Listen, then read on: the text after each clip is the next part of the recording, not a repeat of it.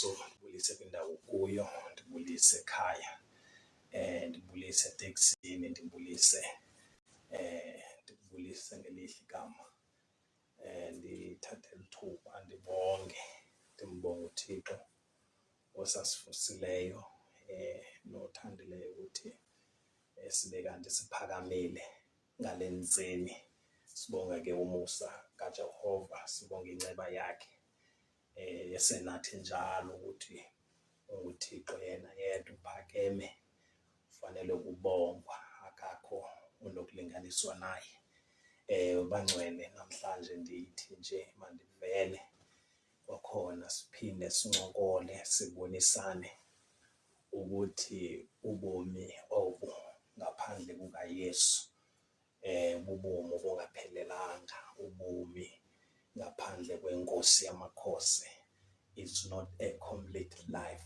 A life without Jesus Christ is the miserable life, hallelujah, and is the destruction life, hallelujah. So namhlanje I'm here ukuthi ndivele ukuthi we need ukuthi noba senzani, hallelujah, sazi ukuthi uThixo usibizele kuye, hallelujah, futhi usibizele entandweni yakhe, usibizele ukuthi sihlale kuye namazwi akhe ahlale kuthi, hallelujah. So ndikhona ndisanibulisa ekuseni ukuthi umusa kaNkulunkulu, umusa kaJehova usanele sonke ekuseni, hallelujah, ngoba lwabethu ukuze uJesu wafa, efela izono zethu ukuze sisindiswe ngaye, sixolelwe izono, hallelujah. Ingakho ke ndithi ubomi ngaphandle kukaYesu, hallelujah, bubomi nje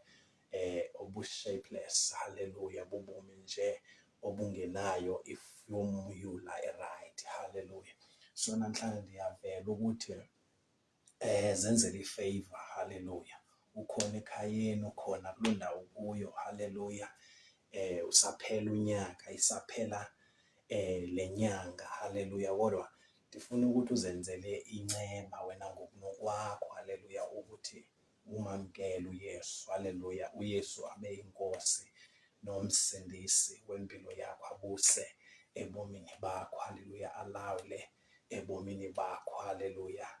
Ibe nguye ophethe impilo, ngoba impilo ngaphandle kukaYesu, hallelujah, impilo engenayo i-right direction. Impilo ngaphandle kukaYesu impilo nje engenoyicacisa ukuthi impilo enjani, ngoba izwi lenkosi lithi singekuye, hallelujah, asinakwenzanga. We need ukuthi ke sibe attached kuye, we need ukuthi sibe connected kuye, hallelujah. We need ukuthi his fullness, ubuthixo bakhe, hallelujah, bugcwale, hallelujah, bungame ezimpilweni zethu. We need ukuthi simbone sebenza. We need ukuthi uThixo simvulele ithuba, hallelujah, simnike lonke uzuko olumfaneleyo, simnike yonke imbeko emfaneleyo, ngoba yena nguThixo. iBhayibhile ithi wasidala uNkulunkulu, hallelujah, ukuthi sibe ngabantu bokuthi thina siphile emhlabeni, hallelujah, sirepresente amandla akhe, sirepresente ubuthixo bakhe, hallelujah.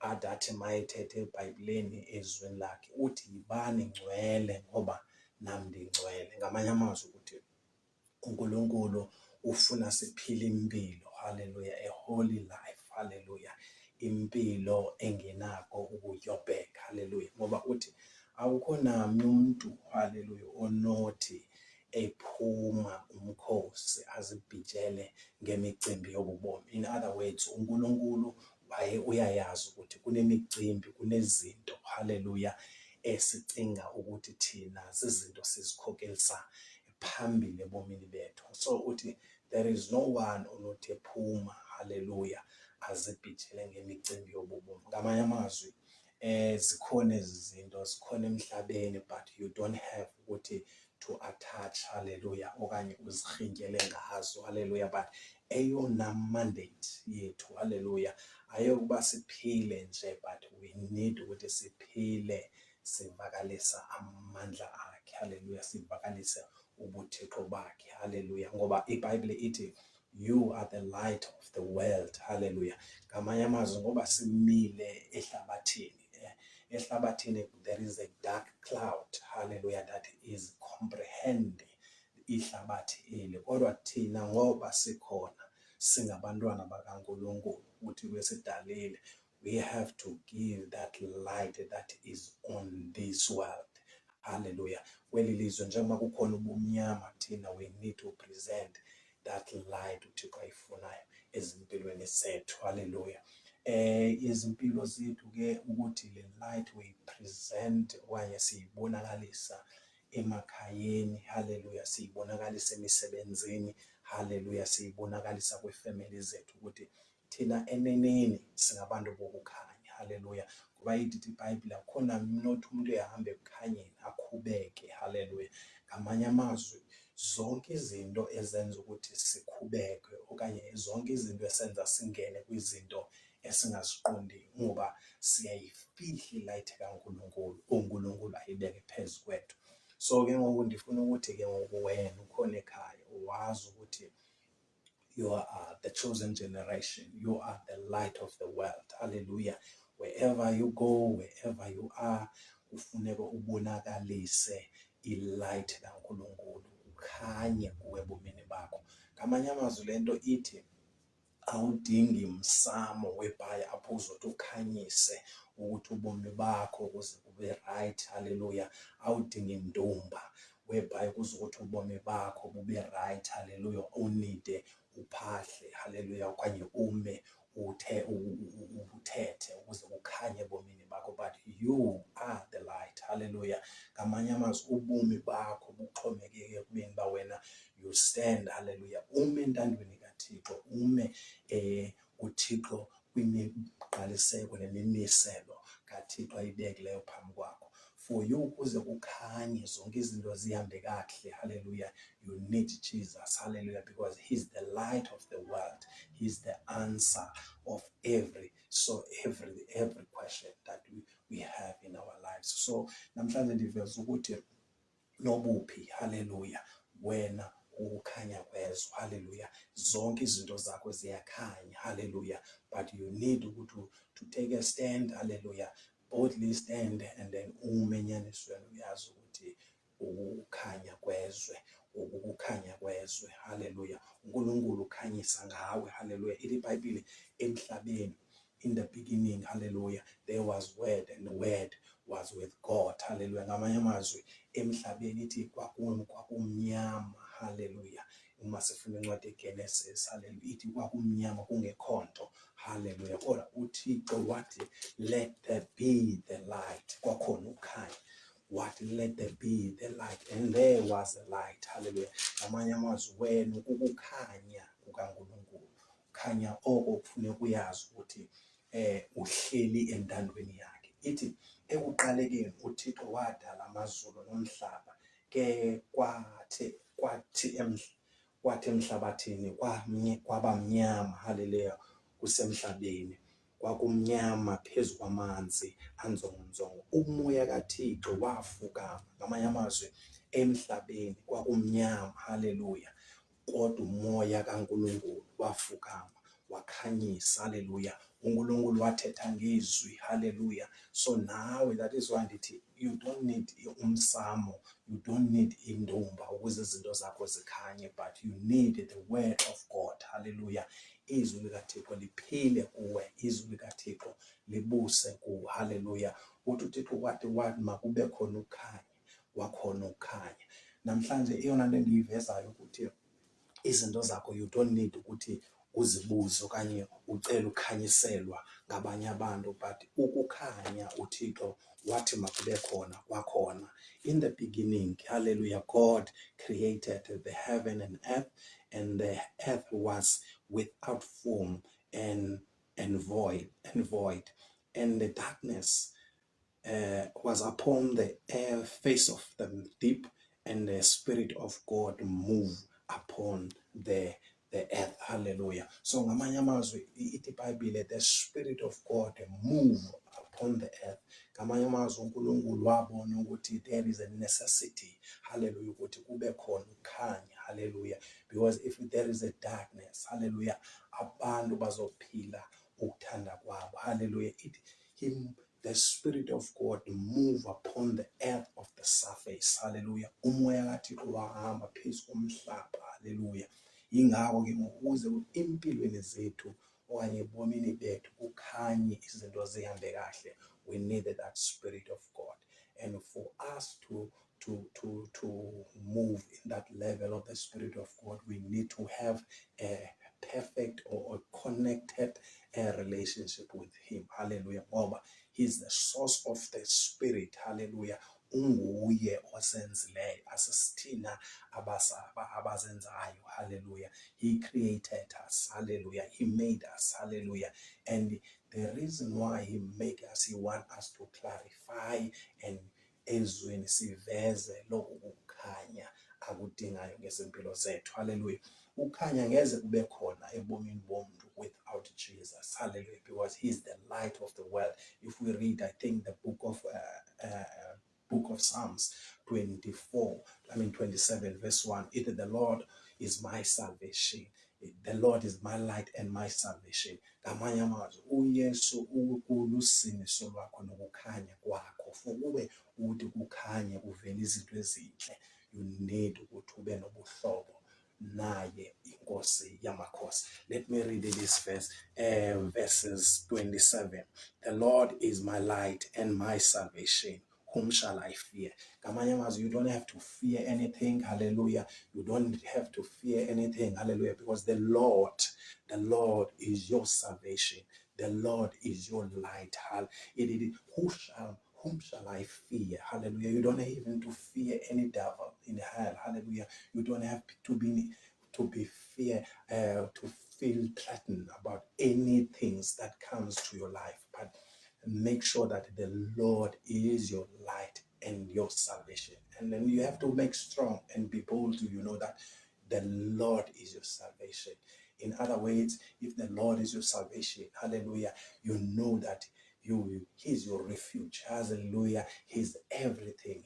That is concerning you. He's your protector, hallelujah. He's walk with you wherever you go, hallelujah. He's there. Invite Him in every situation, in every step that you take in life. You need Him to put Him as a center of your life, so whereby you can say boldly, the Lord is my salvation. He is my strength.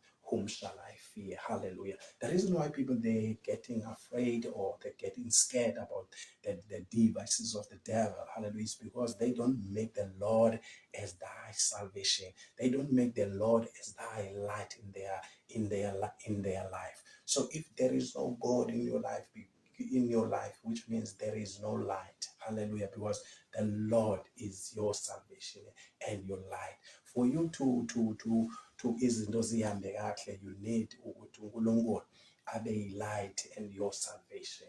Namhlanje I just want to tell you, wherever you are, for izinto zakho zikhanye, hallelujah, you don't need umsamo, hallelujah. You don't need ukuthi uphahle, you don't need zonke izinto ube nesigodlo, hallelujah. But eyona nto uyidingayo ukuthi take Jesus Christ as the Lord and of your life, hallelujah, and He's gonna be your light and your salvation, hallelujah. You will fear no evil, hallelujah. No evil in hell will come near you, hallelujah. No calamity, no plague, hallelujah. Nothing that will come. The Bible said the enemy will form their devices, but they won't prosper to kill you, hallelujah. So that is why I say today, this morning, hallelujah, take this word, the Lord, make the Lord as your light and your salvation, hallelujah, hallelujah, hallelujah. Take the Lord as your light and their salvation, hallelujah, and your light and your salvation. And the Lord and the earth was without form, hallelujah. For izinto zakho, izinto for you, if you don't have Christ as the Lord and the Savior, your things, they don't have form. You'll try to form things, hallelujah. You will try to do things with your own power. You will try to do this and plan that, but everything that you try to do, if you don't have Jesus as the Lord and your Savior, everything that you do, everything that you try to make in life, it will be without form. So that is why I said, make Jesus Christ as a Lord and Savior. Take him serious. Hallelujah. Live a holy life. Hallelujah. Be holy because I'm also holy. That's what the Lord said. Be holy because I'm also holy.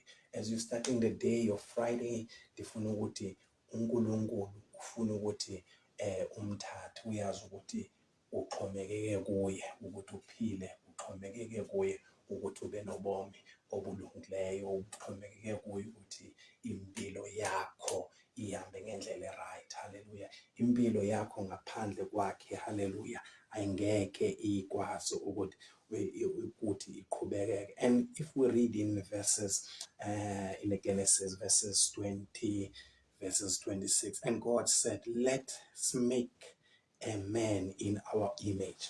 I just want to clarify that when God do everything, even as he said that the world was without form and void, hallelujah, but he decided, hallelujah, to create you. And then I just want to tell you that you come from God, hallelujah. You come from God, hallelujah. You not come from baboon, as the scientists said that people were come from baboon. You're not coming from baboon, you're coming from God, hallelujah. Because if we read here in Genesis 1 verses 26, hallelujah, the God clarified that he said, let us make the man in our own image. But I want to tell you, hallelujah, don't underestimate the power that is in you. Hallelujah. Don't underestimate the beauty that God created you, that you are. Hallelujah. Because he said, let us make a man. Hallelujah. Not gender-wise, but he said, let us make a man with our own image, including the woman's. Hallelujah. We are made by the image of God. We've been made by the image of God. Don't try to put other things in your life. Hallelujah. Don't try to copycat your life. Hallelujah. Live a genuine life. Hallelujah. Be yourself. Be natural as you are. Hallelujah. Because you've been made by the image of God. God created you. As the Bible said in this verses 26, and God said, let us make a man in our own image. There, our likeness. Hallelujah. You are the likeness of God. Hallelujah. You are similar, like you are Christ-like, you are God-like. Hallelujah. Because you were made by the image of God. Hallelujah. You are beautiful as you are. Hallelujah. Don't allow anyone to put you down by saying you were so ugly. You are not ugly. Hallelujah. You have been made by the image of God. You are beautiful as you are. Hallelujah. You are beautiful as you are. Hallelujah. You are awesome. You are stunning as you are, because you have been made by the image of God. And hallelujah. So that's my word tonight, today. You have been made by the image of God. Hallelujah. You are the light of the world. Hallelujah. uThixo uyakuthanda, uThixo unawe, uThixo ukubusisile nomasithandazi. Mabegameni likaJesu waseNazaretha siyabonga. uNkulunkulu onamandla onke, ekuseni Nkosi, uyinkosi yamakhosi, uphakeme kakhulu, ungokubonga, ngokudunyiswa. uNkulunkulu ongcwele siyabonga ukuthi wena Nkosi, you created us, uNkulunkulu, with your own image, with your likeness. uNkulunkulu ongcwele siyabonga ukuthi usikhuphile Nkosi ebumandleni bomnyama, usikhulula ngegazi lendodana yakho uJesu uNkulunkulu, ukuze asifele, asihlambulule izono. uNkulunkulu onamandla onke, ndiyathandaza egameni likaYesu Kristu waseNazaretha, sinika amandla Nkosi, uNkulunkulu ongcwele, sinika isibindi uNkulunkulu sokuqhubeka kanye nawe Nkosi kule ndlela, singazihambeli ngokunokwethu. uNkulunkulu ongcwele, siyazi ukuthi amandla okwenza, amandla okuphila uNkulunkulu atholakala kuwe, amandla uNkulunkulu oqhubeka endleleni atholakala kuwe. Ngiyathandaza egameni likaYesu Kristu waseNazaretha, yima nathi Nkosi nangeli xesha lobunzima, lobubhizi bezinto. uNkulunkulu ongcwele, siyazi ukuthi in the beginning you created the world and the earth was without form. Hallelujah. Kunezinto Nkosi ezingekho as formless in our lives. uNkulunkulu ongcwele, ndiyathandaza ukuthi Nkosi vula indlela, uNkulunkulu create Nkosi indlela kubomi bethu, uNkulunkulu zibe kwi-form, zibe kwi-shape ofuna ukuthi zibe ngayo.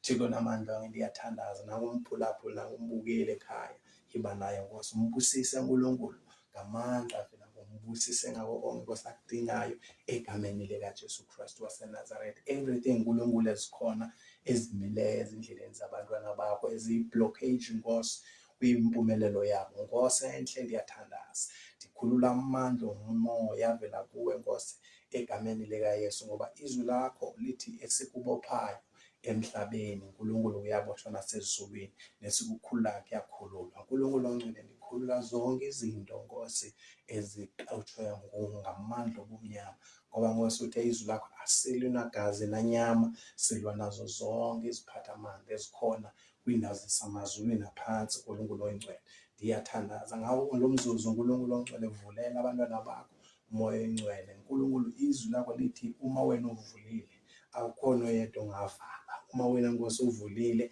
akukhona oyedwa ongavala. Thixo ongcwele, ngiyakhuleka egameni likaYesu Kristu waseNazaretha, iba nomusa uNkulunkulu ongcwele, khumbula abantu bakho Nkosi. Siyazi Nkosi ukuthi endleleni abantu abenzi kahle, including sonke Nkosi siphila Nkosi, siphila ubomi, kodwa Nkosi sincedwa ngamandla avela kuwe. uNkulunkulu ongcwele, ndiyathandaza, ndiyakholwa-ke Baba egameni likaYesu Kristu, siqala usuku qala nathi banguThixo uNkulunkulu ozibonakalisayo ezimpilweni zethu egameni nasegazini likaYesu Kristu waseNazaretha. Ndiyabonga-ke ngesikhathi senu, ndiyabulela ukuthi uThixo anibusise, uThixo abe nani. Kodwa ndifuna kuhleli le nto nje kuma enhlizweni ukuthi you are the light of the world, hallelujah, and you've been created by the image of God, hallelujah. Don't underestimate the power that is in you, hallelujah. Don't add other things ebomini bakho kuba usithi you're trying to make yourself beauty. You are beautiful, hallelujah. You are awesome. You've been created by the image of God and our likeness of God. So in other words, you are perfect, hallelujah. There is nothing short, there is no shortage in your life, hallelujah. But stand firm, hallelujah. Wazi ukuthi uThixo nawe, uThixo uyakuthanda, hallelujah. And iphile ngendlela uNkulunkulu afuna uphile ngayo. Iyona ndlela yokuthi uvuleleke zonke izinto kubomi bakho. You need ukuthi uphile ngale ndlela uSomandla afuna ngayo, nangale ndlela uNkulunkulu akudale ukuthi ube yiyo, hallelujah. Uyawubona ubomi bakho buhamba ngendlela elungileyo, ubona ubomi bakho buphumelela ngoba you've been created by the image of God and uphila ngokwendlela uNkulunkulu afuna ukuthi uphile ngayo, hallelujah. Hayi indlela abantu abafuna uphile ngayo, hayi indlela ukuthi u-entertain abanye abantu, bathi the way uNkulunkulu akudale ngayo ukuthi uphile ngayo. Wena kumele qha uzenzele nje ifavor, hallelujah, ungalenzi iphutha, hallelujah, ungamamkeli uYesu njengenkosi nomsindisi, hallelujah, wempilo yakho, ngoba ngaphandle kwakhe iBhayibheli lithi singekho kuye asinakwenza nto. Ngoku we need ukuthi sibe kuye ukuze zonke izinto zethu sihambe ngokwendlela afuna ngayo nobomi bethu afuna ukuthi sibuphile ngayo, ngoba ubomi bethu asiziphileli thina, siphilela uKristu, hallelujah. iBhayibheli lithi noba sidla ubomi sibudla kuye, hallelujah, noba sisifa sifela kuye, hallelujah. So nawe nobusifa uzazi ukuthi no, I'm done my work in there, I'm done ipurpose uNkulunkulu ebendibekele kuye. Uyazi ufela uKristu, nobudla ubomi ngoku, hallelujah, budlele kuye, hallelujah. Sukuchithele ezintweni zakho whereby izinto zingahambi kahle, hallelujah, ufuna ukuza kuye. For you uzube nobomi obu-right, you need ukuthi umbeke as a center of your life, hallelujah, abe ngumaster wobomi bakho, hallelujah. Akhulule impilo yakho, akuncede ahambe nawe, hallelujah, ubusise indlela yakho yonke. Nkosi kusikelele, be blessed in Jesus' name, hallelujah.